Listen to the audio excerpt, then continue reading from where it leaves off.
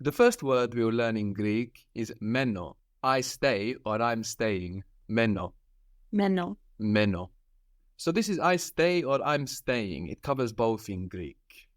You may have noticed that two words are becoming one here. We don't need to say the word for I in Greek. That's included in meno. Actually, it's that o on the end that's showing us that it's I stay, I'm staying.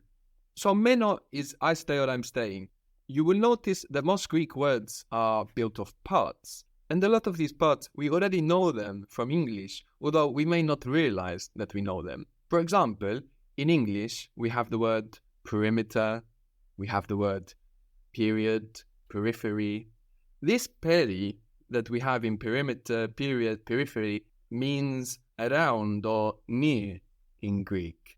If we stick that to the beginning of meno, so we said that meno means I stay or I'm staying. If we stick this peri to the beginning of that, firstly, how will it sound if we stick peri to meno? Perimeno. Perimeno, good.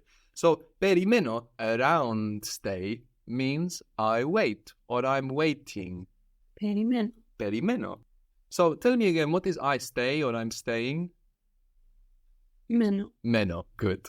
And I wait or I'm waiting or I'm around staying? Perimeno. Perimeno, good.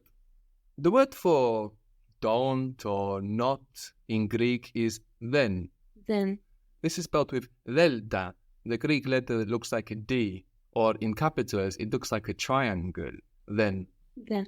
So this is like the TH sound in the English word then. Like I came, then I saw him. It's the same sound. So in Greek, we're writing this sound with the letter delta, which looks like a D, but we shouldn't let that confuse us. We can just look back to the English word then and then put the sound right over into Greek. It's the same sound.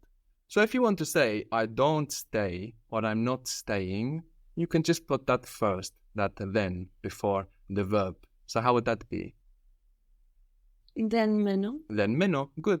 And I'm not waiting or I don't wait? Then perimeno. Very good. Then perimeno. This O sound with verbs, words like meno, perimeno, that shows us that it's I, is written with a letter that looks like a W when it's small or something like a rounded top hat in capitals. This is the letter omega. You don't have to worry about remembering the letter names or even how the letters look. I'm just mentioning them in case you are exposing yourself to written Greek. In fact, vowels were not previously written in the script that became the Greek and the Latin script, and O was adapted from W in English. So we see that connection there with this letter in Greek that looks like a W and produces an O sound. The letter omega, omega. In other scripts, such as Arabic, for example, we also see this connection where W and O is actually the same letter. Arabic, Greek, Latin, the English script, they all come from the same root. They all come from the same parent script. So this O sound, like in meno or perimeno, looks like a W in Greek. So give me again I stay or I'm staying. Meno. Meno, good. And I wait or I'm waiting. Perimeno. Perimeno. So we see that this O or this W letter shows us that it's I. If we want to make he stays or he is staying, she stays, she is staying, it stays, it is staying, we change this O sound to an I sound, and we get the version of the verb which works for he, she, or it. How would that sound?